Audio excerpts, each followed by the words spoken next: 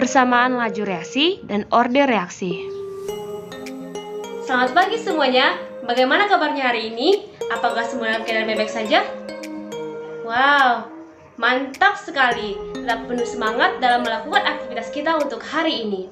Sebelum memulai pelajaran kita, ada baiknya kita berdoa menurut agama dan kepercayaan kita masing-masing. Ibu sendiri akan memimpin dari sini. Mari kita berdoa dan menurut agama dan kepercayaan kita masing-masing. Berdoa dimulai. Berdoa selesai. Baiklah, sebelumnya Ibu akan mengecek kehadiran siswa-siswa Ibu sekalian. Apakah ada yang tidak hadir hari ini? Bagus sekali, siswa-siswa Ibu pada hadir semua.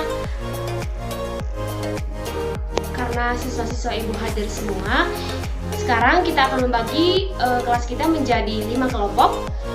Hitung mulai dari paling belakang 1 sampai 6. Mari kalau teman-teman semua duduk berdasarkan kelompoknya masing-masing.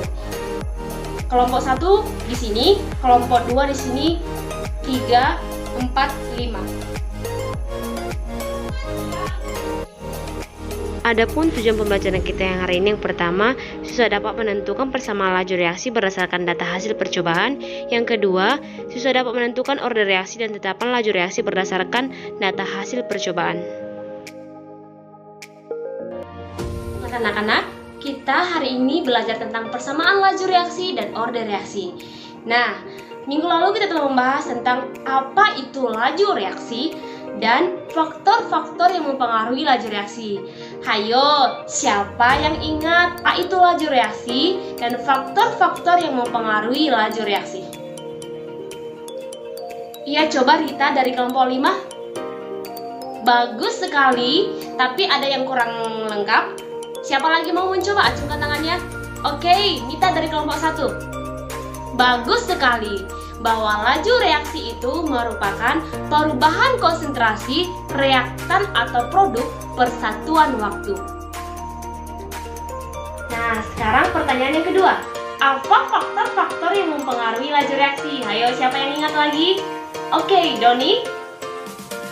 Betul sekali, bahwa faktor-faktor yang mempengaruhi laju reaksi itu adalah suhu, konsentrasi, katalis, dan luas permukaan. Nah, dalam penentuan laju reaksi, pada umumnya dilakukan pada konsentrasi awal zat bereaksi. Mengapa demikian? Ada yang bisa menjawab? Ayo kelompok 3, acungkan tangannya nak. Kalau salah, ibu nggak marah. Betul sekali. Ada yang bisa melengkapi?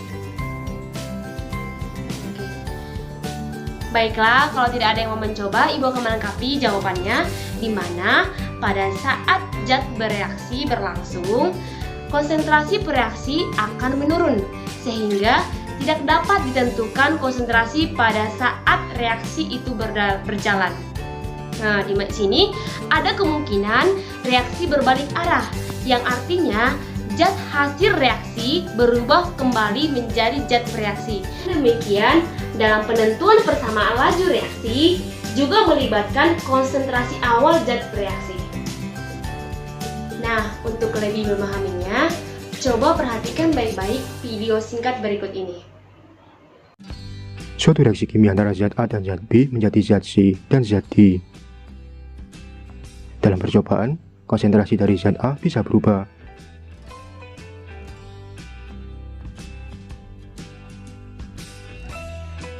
Demikian juga konsentrasi dari zat B juga bisa berubah.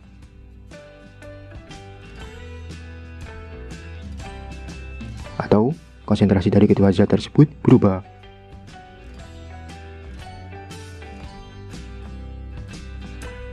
Berdasarkan data, perubahan konsentrasi pada reaktan ini ternyata dapat mengubah nilai laju reaksi.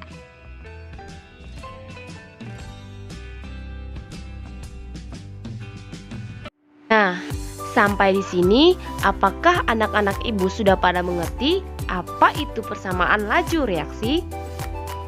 Untuk lebih memahaminya, perhatikan penjelasan ibu dengan baik. Saya harap anak-anak ibu fokus dan kondusif.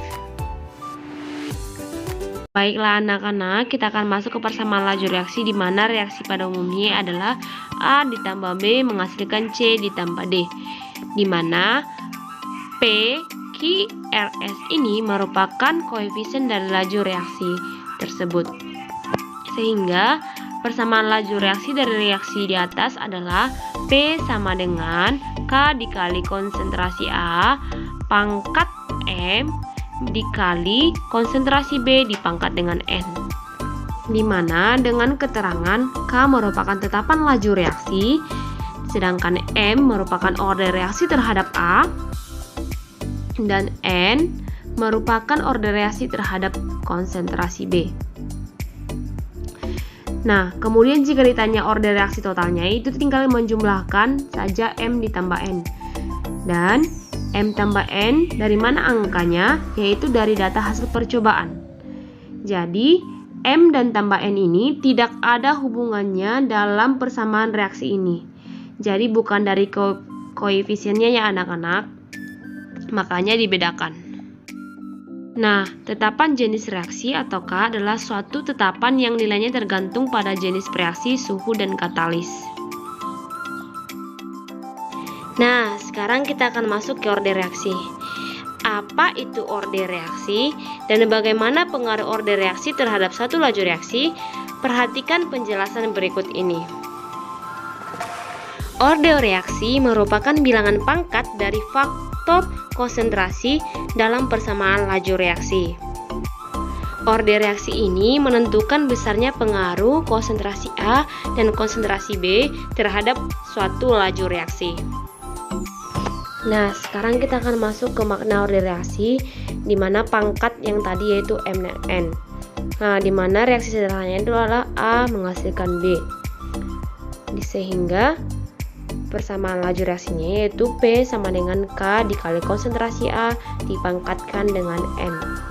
Nah, N inilah merupakan order reaksi.